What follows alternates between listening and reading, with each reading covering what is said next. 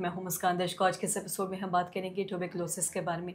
हम ये जानेंगे कि देखते हैं एक बार ट्यूबरकुलोसिस फेफड़ों में भी होता है और साथ ही साथ ट्यूबरकुलोसिस शरीर के किसी और अंग में भी, किसी और पार्ट में भी हो सकता है। इसी में क्या कुछ अंतर है, क्या कुछ इसके इलाज हैं, क्या इलाज में क्या कुछ अंतर पाया जाता है, इसी बारे में तमाम जानकारी लेने के लिए आज हमारे साथ मौजूद है बिहार के जाने माने फेफड़ों से जुड़े विशेषज्ञ डॉक्टर अमिताभ बंकस सर। नमस्कार, बहुत बहुत स्वागत है आपका। सर, आपसे जानना चाहेंगे अगर हम बात करें ट्यूबरकुलोसिस के बारे में तो ये फेफड़ों में होता है और साथ ही साथ ये फेफड़ों के शरीर के किसी और पार्ट में, किसी और अंग में भी हो सकता है।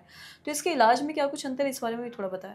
जी, बिल्कुल ठीक कहा आपने। जो टीबी है, जो ज़्यादातर आमतौर पे हम लोग देखते हैं, वो होता है फेफड़ों की टीबी, जिसको हम लोग पल्मोनरी टीबी बोलते हैं। और जो फेफड़ों के बाहर की टीबी होती है, उसको हम लोग एक्स्ट्रा पल्मोनरी टीबी बोलते हैं। ये दोनों तरह की टीबी होती हैं। मुख्यतः अगर देखा जाए तो इलाज के दौरान हम लोग दो भाग में डिवाइड करते हैं। एक ड्रग सेंसिटिव टीबी, जो नॉर्मल टीबी है, और एक ड्रग रेजिस्टेंट टीबी, जिसमें टीबी की नॉर्मल दवाइयों का असर मरीज के ऊपर नहीं होता है। तो drug sensitive, drug resistant TB, दो तरह की ट्रीटमेंट में हम लोग डिवीजन करते हैं। अब जहाँ तक पल्मोनरी और एक्स्ट्रा पल्मोनरी में ट्रीटमेंट की बात है, मुख्यतः देखा जाए तो दोनों में एक ही इलाज चलता है। जो हमारा चाहे वो ड्रग सेंसिटिव हो या ड्रग रेजिस्टेंट टीबी हो, तो रेजिम जो होता है वो सेम रहता है। पर जैसे हम लोग 6 महीना देते हैं, 2 महीने हम लोग 4 ड्रग देते हैं और 4 महीना हम लोग 3 ड्रग देते हैं। तो ये सेम है, चाहे वो पल्मोनरी टीबी हो चाहे एक्स्ट्रा पल्मोनरी टीबी हो। पर कुछ टीबी ऐसे होते हैं एक्स्ट्रा पल्मोनरी के अंदर भी, जिनमें हम लोग थोड़ा सा डिस्क्रिशन रखते हैं कि हम उस पर ड्यूरेशन को बढ़ा सकते हैं।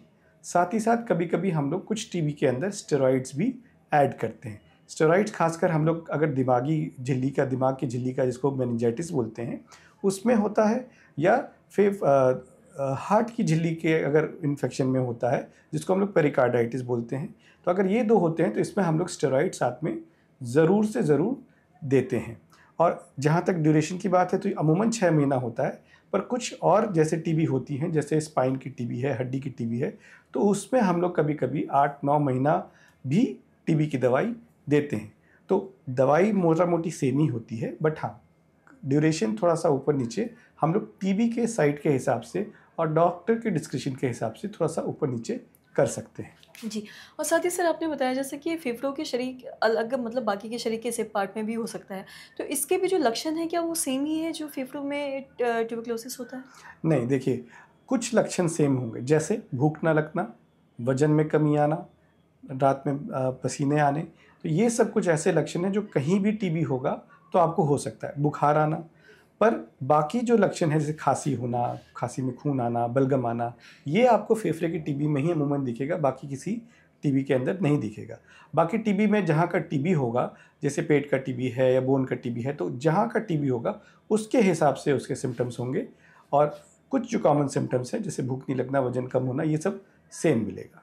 जी, सर बहुत बहुत शुक्रिया तमाम जानकारी देने के लिए। तो आशा करते हैं दर्शकों की जो तमाम जानकारी है आपके लिए लाभदायक रही हो। आप भी समझ पाए होंगे कि ट्यूबरकुलोसिस जो फेफड़ों में होता है और शरीर के बाकी अंग में या किसी पार्ट में होता है, इस दोनों में क्या कुछ अंतर है, दोनों के इलाज में क्या कुछ अंतर है।